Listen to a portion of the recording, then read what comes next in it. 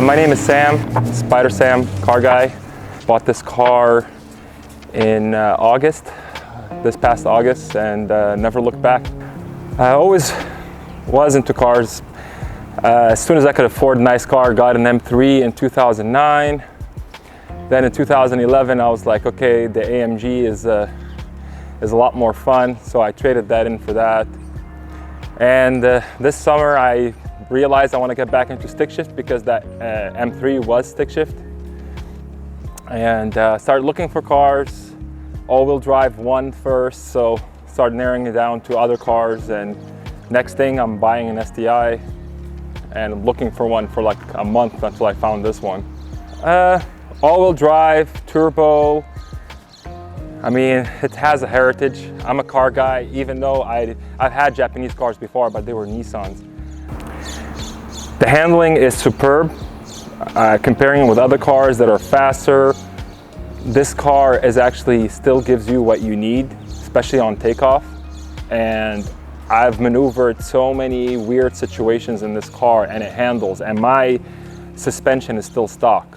So I can only imagine once I start upgrading the suspension, how much I can do with it, you know?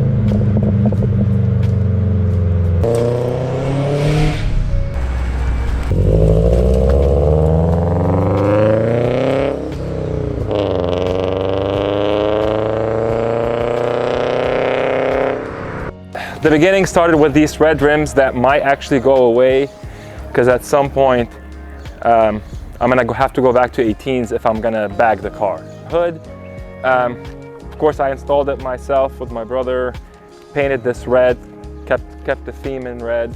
Then after that, believe it or not, the mud flaps, kept going with the red. The support for the wing and the flop in the back as well.